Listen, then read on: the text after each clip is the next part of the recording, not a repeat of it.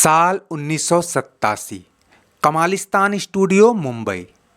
अमिताभ बच्चन के साथ fighting scene में अमरीश पुरी उन पर एक पैर से जोरदार हमला करते हैं और मिस टाइमिंग के चलते उनका बूट सीधे अमिताभ के मुंह पर जा लगता है। फिर दूसरे ही पल अपनी आंखों पर हथेली रखकर बैठ जाते हैं।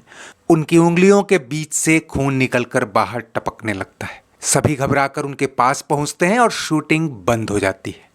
आंखें बच गई थीं, लेकिन नाक से खून निकल रहा था। डायरेक्टर मनमोहन देसाई को तो मानो सांप सूंघ गया। वो ग्लानि में डूब गए। 5 साल पहले ही कुली के सेट पर अमिताभ मरते मरते बचे थे और पूरे देश में हफ्तों शोक पसरा रहा।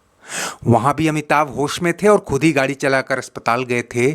ऐसे में देसाई को डर सताने लगा कि अगर बाद में कुछ हुआ तो उन्हें कोई माफ नहीं करेगा और ना ही वो खुद अपने आप को माफ कर पाएंगे। दोस्तों, ये फिल्म गंगा जमुना सरस्वती का क्लाइमेक्स सीन था और मनमोहन देसाई की अमिताभ के साथ आखिरी डायरेक्टेड फिल्म भी। कुली के मुकाबले चोट कम थी, लेकिन फिर भी अमिताभ कई दिनों तक शूटिंग नहीं कर पाए।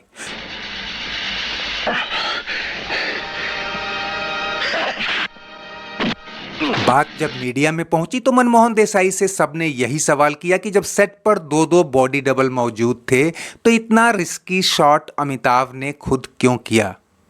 इसका जवाब आप देसाई के हवाले से यहाँ खुद पढ़ लीजिए और तब आप अमिताभ बच्चन के ज्यादा मुरीद हो जाएंगे ये जानकर कि अमिताभ ने अपने स्टारडम से लेकर बाद के दिनों तक ज्यादातर स्टंट और एक्शन बिना किसी बॉडी डबल की मदद के खुद ही किया था। सौम्य बंदोपाध्याय ने अमिताभ की बायोग्राफी में देसाई के हवाले से लिखा है, इसमें मेरी ही गलती थी। दुर्घटना की जरा भी आशंका होती तो मैंने बॉडी डबल से पहले ही टेक करा लिया होता। इस मौके पर मनमोहन देसाई ने बच्चन फैमिली का लाख लाख शुक्रिया अदा किया था कि उन्होंने न तो कुली हादसे के समय और ना ही इस हादसे पर उनसे कोई शिकायत की।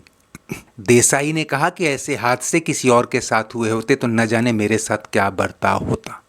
खैर, अमिताभ बच्चन इस फिल्म को हर हाल में हिट होता देखना चाहते थे। 1987 के बोफोर्स विवाद और फिल्मी सन्नाटे के बाद आई शहंशाह से उनकी दूसरी पारी को जो बूस्टर डोज मिला था, उस पर एक और हिट फिल्म सोने पर सुहागा हो सकती थी। ऐसे में कहानी, किरदार और स्टार कास्ट से लेकर गीत संगीत तक इस फिल्म को एक प्योर कमर्शियल हिट के तौर पर तैयार किया जा रहा था। ये मिथुन चक्रवर्ती के उठान के दिन थे और उनके स्टारडम को भुनाने के लिए ही उन्हें पहली बार अमिताभ के साथ लाया गया था। हालांकि कहना चाहिए कि पहली बार बड़े रोल में साथ लाया गया था, क्योंकि पहली बार उनकी झलक तो 1976 के 2 अनजाने में दिखी चुकी थी। फिर भी जयाप्रदा, मीनाक्षी शेषाद्री और मिथुन के साथ फिल्म आने से पहले ही इसके साउंड ट्रैक इतने हिट हो गए थे कि इसकी कामयाबी को लेकर कोई शको शुबहा नहीं था।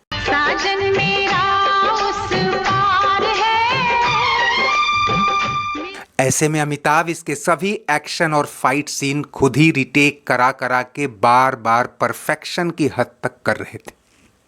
और इस क्लाइमेक्स सीन में जहां गंगा को अपने मामा हंसराज यानी अमरीश पुरी से बदला लेना था, इसे हर तरह से रोमांचक और सेटिस्फाइंग बनाया जा रहा था। खैर, कहते हैं कि यहाँ हुए हादसे के बाद जब दोबारा शूटिंग शुरू हुई तो दर्शक दीर्घा में जुटाई गई भीड़ गंगा गंगा की जगह पहले बच्चन बच्चन चिल्लाने लगी थी।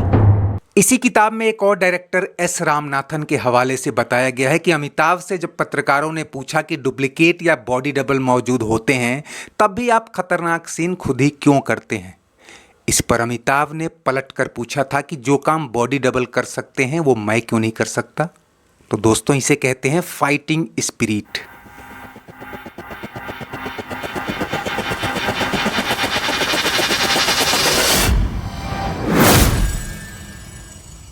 जिनमें एक वरिष्ठ फाइटर के हवाले से लिखा गया था कि मार धाड़ वाले दृश्यों के फिल्मांकन के वक्त अमिताभ बच्चन में एक अद्भुत बदलाव नजर आता है। उस वक्त लगता है कि वो पूरी तरह से एक अलग व्यक्ति हो गए। उनके भीतर जो आग जलती है उसकी आंच सामने वाले को भी महसूस होती है। और ऐसी ही बात मशहूर फाइट मास्टर शेट्टी ने भी एक इंटरव्यू में कही थी। उन्होंने कहा था कि पर्दे पर अमिताभ के हाथों खुद को पिटते देख बड़ी शर्म आती है, क्योंकि ये सीक्वेंस कुछ ज्यादा ही रियल हो जाते हैं। ज्यादातर क्रिटिक्स मानते हैं कि करियर के शुरू में परवाना, जंजीर, दीवार जैसी फिल्मों में खतरों से जूझने की बात तो समझ में आती है, लेकिन 80 और 90 के दशक तक अमिताभ ने फाइटिंग सीन में जो जोखिम लेना जारी रखा वो कईयों को अजीब लगता था।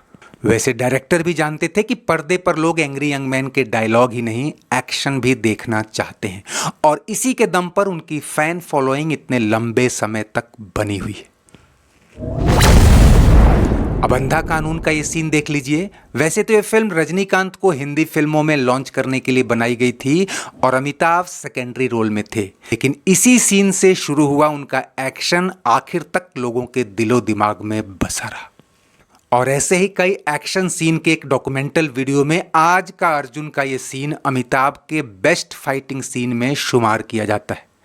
आमतौर पर सभी डायरेक्टर्स की कोशिश रही थी कि अमिताभ का ओपनिंग सीन एक्शनफुल हो। आज का अर्जुन में ये भीमा यानी अमिताभ बच्चन का एंट्री सीन है और यहां से वो दर्शकों को बांध लेते हैं।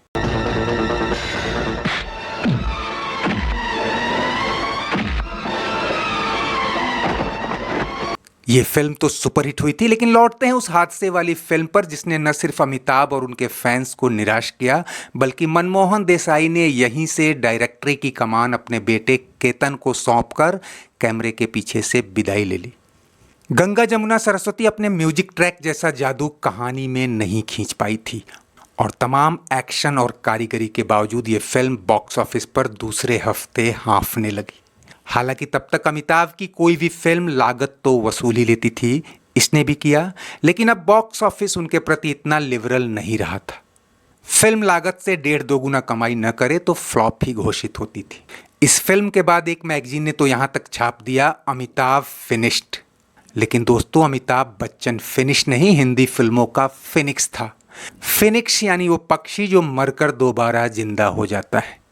और बात मरने मराने की आई है तो यहाँ ये भी जान लें कि तूफान, जिसे मनमोहन देसाई के बेटे केतन देसाई डायरेक्ट कर रहे थे, वहाँ भी प्रोड्यूसर डायरेक्टर के लाख मना करने के बावजूद अमिताभ बच्चन ने एक जानलेवा और जोखिम भरा शॉट बिना किसी डुप्लीकेट या बॉडी डबल की मदद से खुद ही किया था। यहाँ एक बार ऐसा लगा कि बड़ा हादसा हो जाएगा और अमिताभ को भी इसका एहसास हुआ था, लेकिन ठान ली तो करके ही दम लिया। खैर, तूफान भी फ्लॉप हुई और जादूगर भी, लेकिन फिल्मों का फिनिक्स फिर जिंदा हुआ 1990 में सुपरहिट फिल्म आज का अर्जुन के साथ।